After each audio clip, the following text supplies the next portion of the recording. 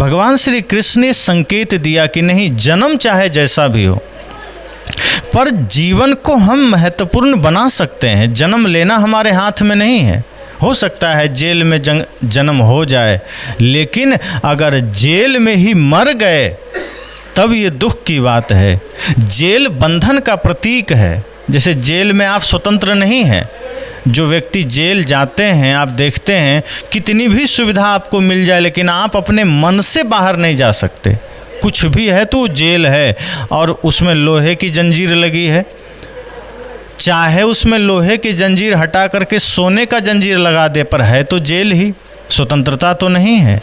इसी तरह से हम जन्म लिए इस माया के जेल में, और माया का जो जंजीर लगा है, ममता का जो जंजीर लगा है, आसक्ति की जो जंजीर लगी है, ये जंजीर हमको बांध रखा है। सद्गुरु संत कहते हैं, भगवान कृष्ण कहते हैं कि इस माया में जन्म हुआ कोई बात नहीं, इस आसक्ति में जन्म हुआ कोई बात नहीं, इस ममता में जन्म हुआ कोई बात नहीं, लेकिन अब जीवन को ऐसा बनाइए कि इसी आसक्ति, इसी माया में मृत्यु न हो। इस आसक्ति से हम मुक्त हो सकें, इस ममता से हम मुक्त हो सकें, इस अविद्या से, अज्ञानता से हम मुक्त हो सकें। और इसके लिए ज़रूरी है कि हम अपने जीवन में ज्ञान को धारण करें, धर्म को धारण करें। धर्म क्या है? धर्म का अर्थ है जो धारण करने योग्य है। तो धारण करने योग्य क्या है? दया, क्षमा, शील, संतोष, सत्य, अहिंसा, प्रेम, करुणा, ये धारण करने योग्य है। इसे धारण करना है। लेकिन आदमी धारण क्या कर लेता है? धारण करना है प्रेम, तो आदमी धारण कर लेता है क्रोध। धारण करना है धर्म, तो आदमी धारण कर लेता है अधर्म। धारण करना है सत्य, तो आदमी झूठ को धारण कर लेता है। और बात बात में आदमी झूठ फरेब करता है, झूठ के अनुसार जीवन जीता है। और आप जानते हैं कि जब हम दुर्गुणों को जीवन में धारण करते हैं तो मिलता क्या है? जब हम दुर्गुणों को स्वीकार करते हैं तो जीवन अस्त व्यस्त हो जाता है। इसलिए हम सबको कोशिश ये करनी चाहिए कि ये जीवन मिला है, बड़ा ही मौका है धर्म का। ये जीवन मिला है, बड़ा ही मौका है सत्य, न्याय, प्रेम, करुणा का। तो मैंने कहा कि जन्म तो उनका जेल में हुआ, और जेल बंधन का प्रतीक है। लेकिन श्री कृष्ण कहते हैं कि जेल में जन्म होना अपने हाथ में नहीं है, बंधन में जन्म होना अपने हाथ में नहीं है। माया के अधीन ये जीव है, आसक्ति के अधीन ये जीव है। तो जंगल में और जेल में क्या फर्क है? जीव का जन्म जंगल में, जेल में होता है। आदमी का जन्म जेल में होता है, चूँकि जेल बंधन का प्रतीक है। और जंगल आप देखिए स्वतंत्र है, कहीं से कोई घुस सकता है, कहीं से कोई बैठ सकता है, कहीं कोई कुछ भी ले सकता है, पूरा स्वतंत्र है। कृष्ण कहते हैं कि आपका जन्म जेल में तो हुआ, पर अब धीरे धीरे अपना कर्म ऐसा बनाइए, ऐसा व्यवहार बनाइए। ये मत सोचिए कि सामने वाला बदलेगा तो मैं बदलूँगा। बहुत लोग यही सोचते हैं कि क्या करें, मेरा भाई ठीक नहीं है, हम क्या करें, भक्ति नहीं कर सकते, हमारी पत्नी ठीक नहीं, क्या करें, हमारी सासू माँ ठीक नहीं है, हमारे देवर ठीक नहीं, पति ठीक नहीं। आदमी ये शिकायतें लेकर के जीता है, क्या करें, हमारे घर में कोई ठीक नहीं। कृष्ण कहते हैं आप ये दोषारोपण मत करिए। आप ये सोचिए कि ये जीवन आपको मिला है, आप अच्छा कर लेंगे तो आपको स्वर्ग मिलेगा। अगर कोई कड़वा बोलता है उसको बोलने दीजिए, कोई आपकी आलोचना करता है करने दीजिए, आपका कुछ नहीं बिगड़ता है। लेकिन आपको क्या करना है ये आप सोचिए। आपको मीठा बोलना है, प्रेम में बोलना है, सत्य बोलना है कि झूठ बोलना है। अगर आप सत्य बोलते हैं, अगर आप मधुर बोलते हैं, अगर आप प्रेम में जीवन जीते हैं तो आपको स्वर्ग मिलेगा, आपका जीवन स्वर्ग बनेगा।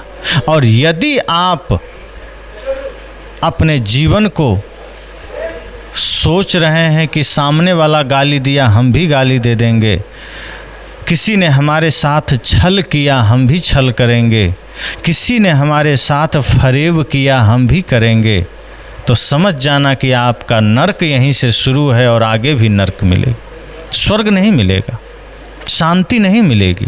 कृष्ण कहते हैं ये संसार पूरा समझना जेल है, ये पूरा संसार जेल है और हर जीव यहाँ बंधन में ही जन्म लिया है। अगर विचार किया जाए तो कोई सुखी नहीं है। इतना ही लोग नहीं, पूरी दुनिया के लोगों से आप पूछिए या अपने अपने मन में झांकिए कि क्या आप संपूर्ण सुख को प्राप्त कर लिए, क्या आपका जीवन पूरा सुखमय बन गया है। तो आप आंखें बंद करेंगे तो आपको महसूस होगा कि किसी न किसी प्रकार का दुख बना हुआ है, किसी न किसी प्रकार का कष्ट बना हुआ है। आप दुखी हैं, लेकिन उस दुख से मुक्त होने का रास्ता क्या है। कुछ ऐसे भी दुख हैं जो बने ही रहते हैं, कितना भी कोशिश करिए, लेकिन जो ज्ञानी पुरुष होते हैं उस दुख से अपने आप को अलग रखते हैं। अब जैसे परिवार में आप रहते हैं तो पारिवारिक दुख है, समाज में आप हैं तो सामाजिक दुख है, जो लोग राजनीति में है राजनीतिक दुख है। दुख तो हर जगह है। नेता लोग भी अपना दुख में लगे हुए हैं, वो भी पीड़ा में लगे हैं। कहाँ से चुनाव लड़ना है, कैसे जीतना है, कैसे जेब भरना है, कैसे घर भरना है, वो भी लगे हुए हैं। कैसे हमारा समृद्धि बढ़ जाए, धन बढ़ जाए, वो भी लगे हैं। व्यापारी लोग लगे हैं, किसान लगे हैं, सब कोई लगा हुआ है कि कैसे हमारे जीवन में बाहर का धन दौलत ऐश्वर्य आ जाए। लेकिन आदमी ये नहीं सोचता कि बाहर का धन अगर आ भी गया तो शांति तो नहीं मिलेगी। बाहर का धन कितना भी लग जाए, शांति तो तभी मिलेगी जब भीतर के धन का पता चलेगा। और भीतर का धन हम जान ही नहीं पाते। बाहर के धनों का हिसाब हम रखते हैं, बही खाते में हिसाब किताब पूरा है, एक एक रुपये का हिसाब है, लेकिन हमारा जो भीतर का धन है हम उसका पता ही भूल गए हैं। संत कहते हैं, कृष्ण कहते हैं कि आपने बाहर के धन का तो पता कर लिया, भीतर के धन का भी पता कर लीजिए। उम्र निकलता जा रहा है, आयु निकलती चली जा रही है, मृत्यु निकट आ रहा है। आज आप हम सब हैं, कितने लोग हैं यहाँ जिनकी आयु 100 साल है। हमें लगता है अभी जितने लोग यहाँ किसी की नहीं होगी। 100 से पहले वाले कितने लोग आपके मिल जाएंगे इलाके में, 2-4 मिलेंगे। और यदि 200 साल वाले खोजने जाएंगे तो कोई नहीं मिलेंगे। कहाँ चले गए सब। जब वो रहे होंगे तो वो भी तो ऐसे ही सपने देखते रहे होंगे, वो भी तो ऐसे ही घर द्वार परिवार संसार देखते रहे होंगे, लेकिन आज वो मिट्टी में विश्राम कर रहे हैं। 20 साल के बाद 50 साल के बाद इसमें से कितने लोग नहीं रहेंगे। जितने यहाँ बैठे हैं 50 साल के बाद हमें लगता है 50% लोग नहीं रहेंगे। और 80 साल के बाद हो सकता है कोई ना रहे, क्योंकि धीरे धीरे आयु घटती जा रही है ना। कृष्ण कहते हैं आपका जीवन धीरे धीरे मृत्यु के निकट आ रहा है, लेकिन भीतर के धन का पता नहीं चला। कहते हैं भीतर का धन क्या है। प्रेम, सत्य, अहिंसा, करुणा, दया, भक्ति, ये भीतर का धन है। जब हम इसे धारण कर लेते हैं तो शरीर भले मिट जाता है लेकिन आदमी अमर हो जाता है। चूंकि ये शरीर प्रकृति ने दिया है, इस शरीर को प्रकृति ने आपको दे दिया और फिर वो ले लेगा। मिट्टी का मिट्टी में चला जाएगा, पानी का हिस्सा पानी में चला जाएगा, आग का हिस्सा आग में चला जाएगा। तो ये शरीर प्रकृति ने दिया, वो वापस ले लेगा।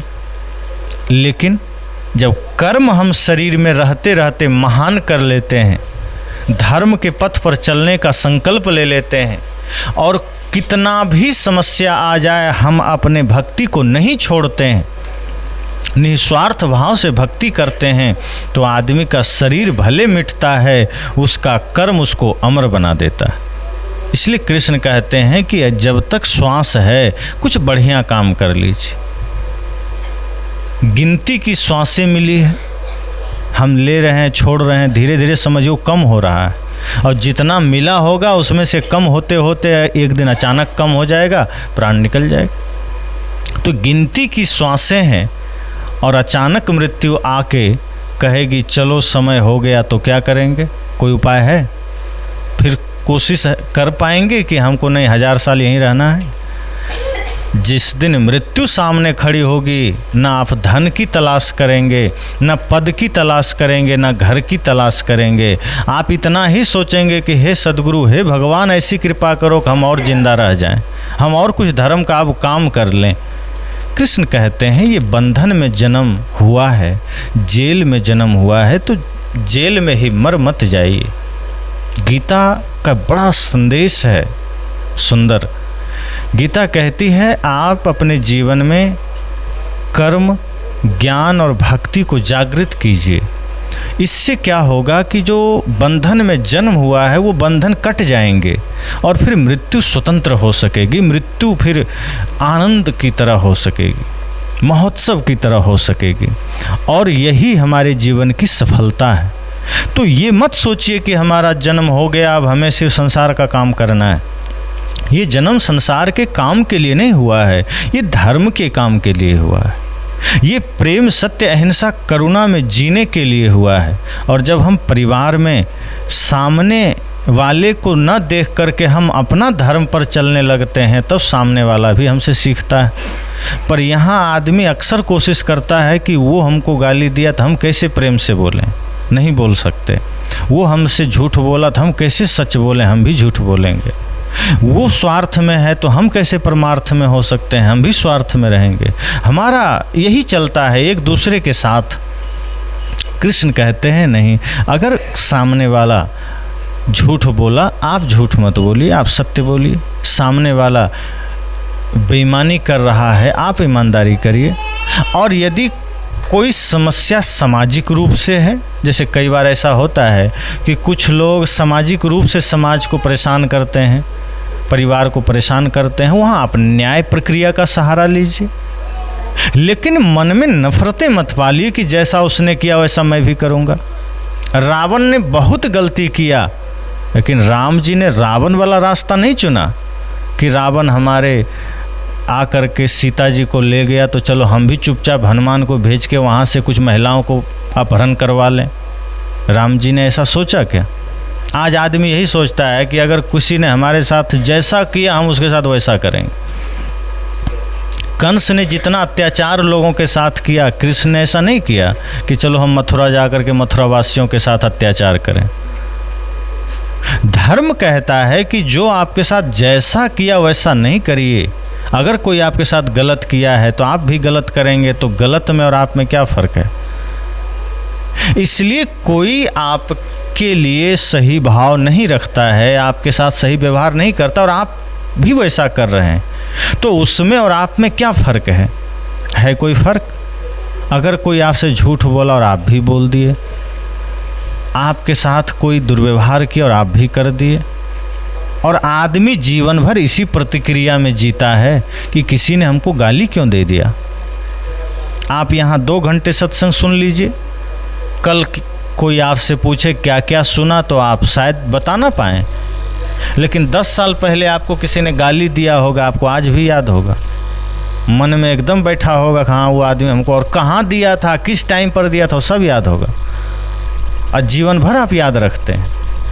किसने आपके साथ झगड़ा किया था वो आपको याद है, किसने आपको लूटा वो आपको याद है, कौन आपसे पैसा लिया वो याद है, कौन आपके साथ दुर्व्यवहार किया वो याद है। लेकिन हम धर्म भूल जाते हैं, प्रेम भूल जाते हैं, ज्ञान भूल जाते हैं, सत्य भूल जाते हैं। कृष्ण कहते हैं गलत को भूल जाओ। कोई आपके साथ गलत किया भूल जाइए, सत्य को याद रखिए, प्रेम को याद रखिए, क्योंकि गलत उस कचड़े की तरह है जिसको आप जितना याद करेंगे वो दुर्गंध ही भरेगा भीतर, और सत्य उस चंदन की सुगंध की भांति है, जिसे आप जितना स्मरण करेंगे उतना सुगंधित होते चले जाएंगे। तो सत्य के मार्ग पर चलने के लिए आप ये मत सोचिए कि घर वाला चलेगा तो चलेंगे। अगर सत्संग करना है, गुरु से दीक्षा लेना है, धर्म के पथ पर चलना है, तो मत सोचिए कि हमारा घर का लोग होगा तो हम करेंगे। जब आप श्वास लेते हैं तो क्या कभी सोचते हैं कि बाकी लोग लेगा तभी हम लेंगे, बाकी लोग खाएगा तब हम खाएंगे, दुनिया खाएगी तब हम खाएंगे? श्वास आप लेते हैं स्वयं, क्योंकि आपको पता है नहीं लेंगे तो मर जाएंगे, इसलिए आप स्वयं की जिम्मेदारी लेते हैं कि मुझे जिंदा रहना है, मुझे अपने हिसाब से चलना है। धर्म यही है। धर्म श्वास की तरह है। ये कोई छोटी मोटी क्रिया नहीं है कि 2 घंटा में करके निपटा दिया, पूजा की तरह नहीं है। धर्म श्वास की तरह है। जैसे श्वास आती जाती है 24 घंटे, इसी तरह से धर्म आपके श्वास में बस जाए। आपका चलना धर्म में हो, आपका बोलना प्रेम में हो, मीठे में हो, आपका कुछ सोचना धर्म में हो, आपका हर कर्म धर्म में हो जाए, श्वास की तरह। आप सोएं और सपना देखें तो भी धर्म का ही सपना देखें। लेकिन अभी तो आदमी सपना भी देखता है तो उल्टा सीधा देखता है, सोचता भी उल्टा सीधा है। इसलिए संतजन कहते हैं कि ये जीवन बड़ा अनमोल है, ये जीवन बड़ा दिव्य है, इसे व्यर्थ में मत गंवाइए, इसे फिजूल में मत गंवाइए। आप संसार का सारा काम करिए। सदगुरु कबीर कहते हैं, तन से काम मन से राम, कहीं कबीर सरे दो काम। वे कहते हैं कि तन से काम करिए, घर में झाड़ू लगाना है लगाइए, दुकान चलाना है चलाइए, खेत में हल चलाना है चलाइए, दफ्तर में आप हैं काम करिए। मन से राम राम चलता रहे। लेकिन आदमी उल्टा करता है, मन में रावण रावण चलता है और तन से जाके पूजा कर लेता है। कबीर कहते हैं आप उल्टा करते हैं। आप मंदिर जाते हैं, पूजा करके चले आते हैं, अब मन में चल रहा है कपट, मन में चल रहा है रावण वाला काम।